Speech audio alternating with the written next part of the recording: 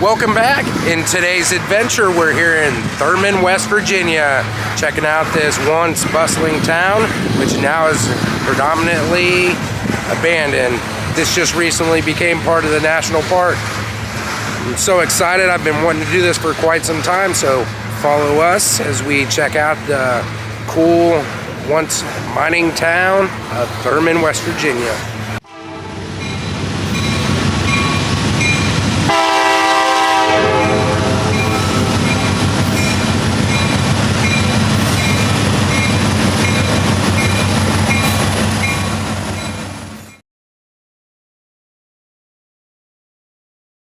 Thurmond, West Virginia is a once bustling coal town turned ghost town. As of the 2020 census, the population of Thurmond was only 5. The story of Thurmond begins right here on the banks of the New River. W.D. Thurmond, a veteran of the Civil War, was hired to survey the New River Gorge and was paid with 73 acres of land in which he would find the town named after him. In that same year, the Chesapeake and Ohio Railroad would complete tracks throughout the gorge.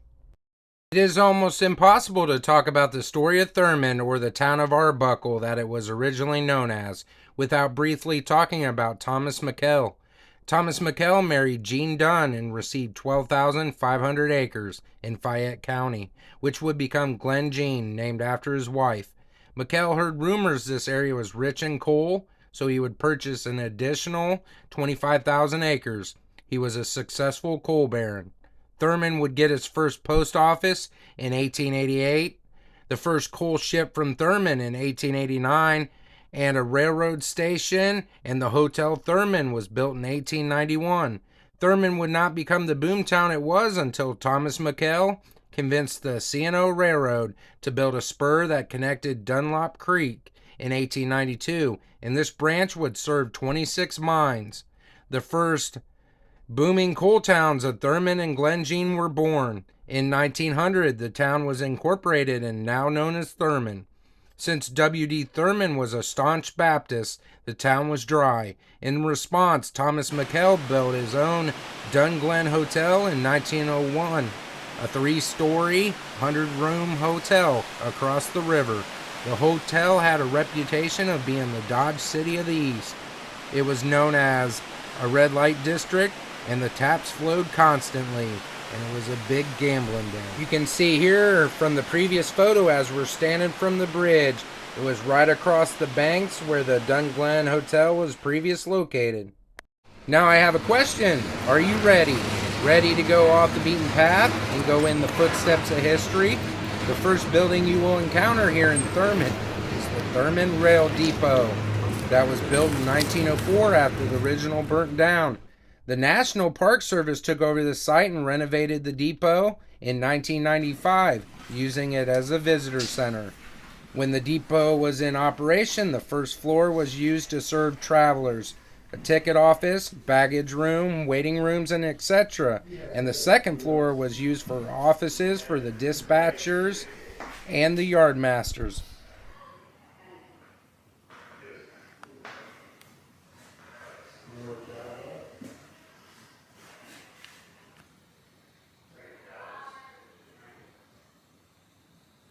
Let's peer out this window and get a little perspective of what the yardmaster would see when Thurmond was a bustling town. This building here you see in the distance to the right of the screen was the commissary.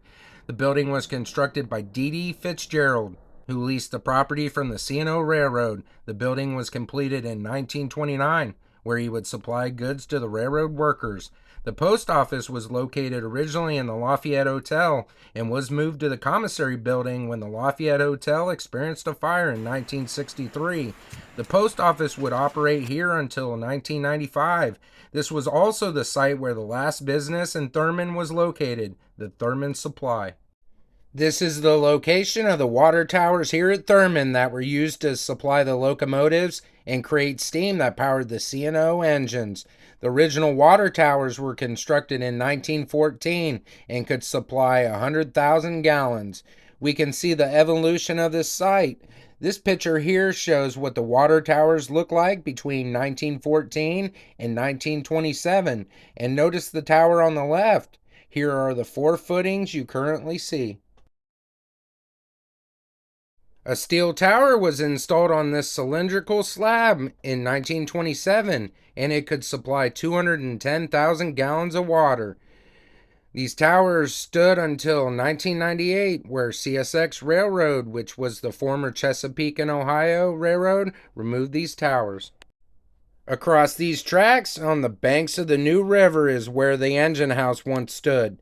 The engine house was built in 1905. It's where 50 to 70 workers were employed as machinists, boiler makers, and steam fitters, and they worked on an estimated 60 to 100 rail cars daily.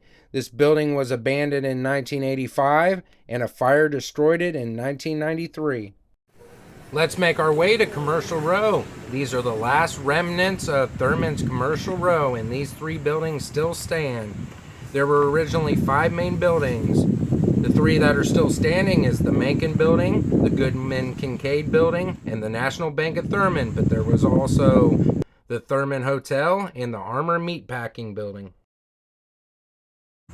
The Mencken Building was the southern limits of Commercial Row and the oldest building. It's hard to make out now, but on the side of the building, it originally read Mencken Drug Company, Druggist, Sundries, Prescriptions, a Specialty. Now it's hard to make out exactly what it says.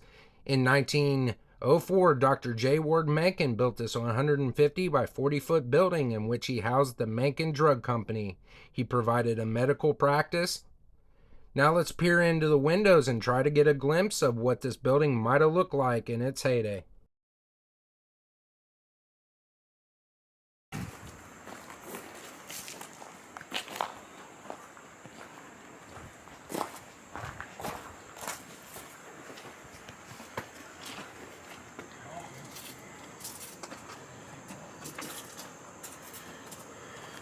Building along Commercial Row is the Goodman-Kincaid Building, which was built in 1906 by the Standard Dry Goods Company. The second floor of this building housed offices of the Chesapeake and Potomac Exchange Company and Dr. Ridge.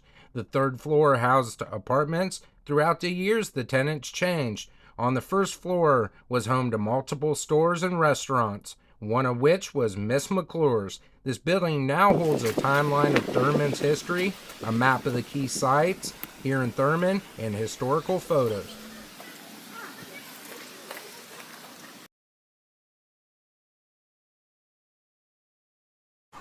The last building still standing here on Commercial Row is the National Bank of Thurmond. This building was completed in 1917 by the Bullock Realty Company. It was originally a jewelry store, clothing store, Western Union Telegraph Company, and apartments. You can see by looking at the facade of the bank, it looks like it was inserted after completion. The bank was moved here in 1923 from the Hotel Thurmond, where it was originally located. There were 2 other main buildings located on Commercial Row that no longer stand: the site of the Hotel Thurmond, then Hotel Lafayette, and the Armour Meatpacking Building. Any amount today starts an account, 3% interest on savings.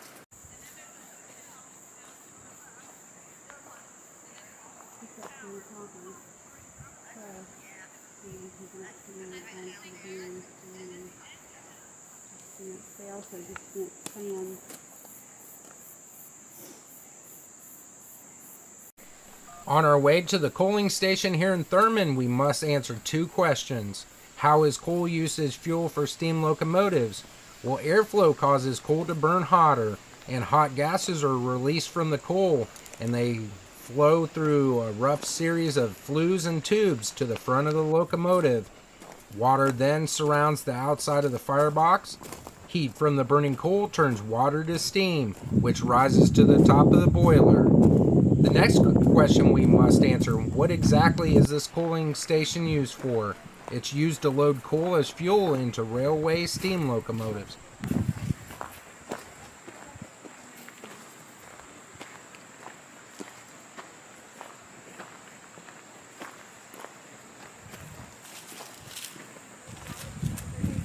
There were 6 main steps here at the coaling station at Thurmond. In the first step, coal to be used as a locomotive fuel was offloaded from a train car into this receiving hopper below the tracks.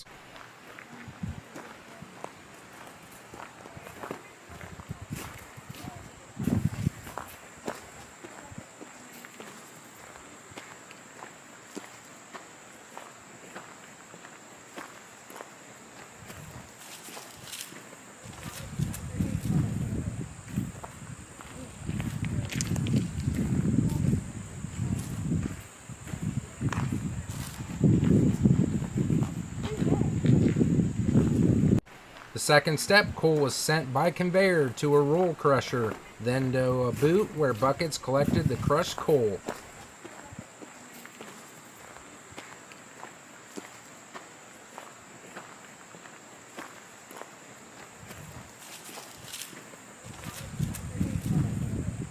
And the third step, an elevator transported these loaded buckets of coal to the top of the station.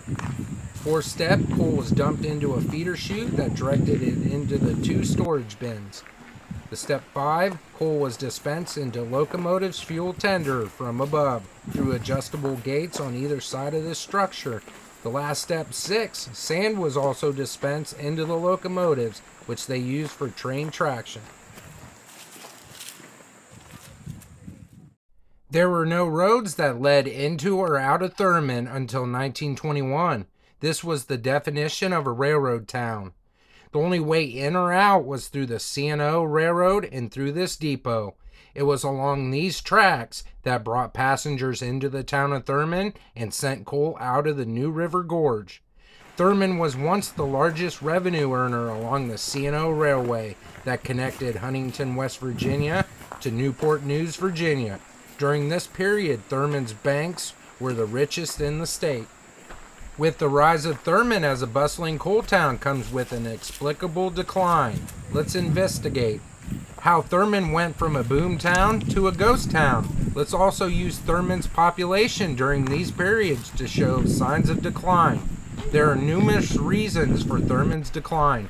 It did not collapse all at once, but was many events that led to the demise of Thurmond.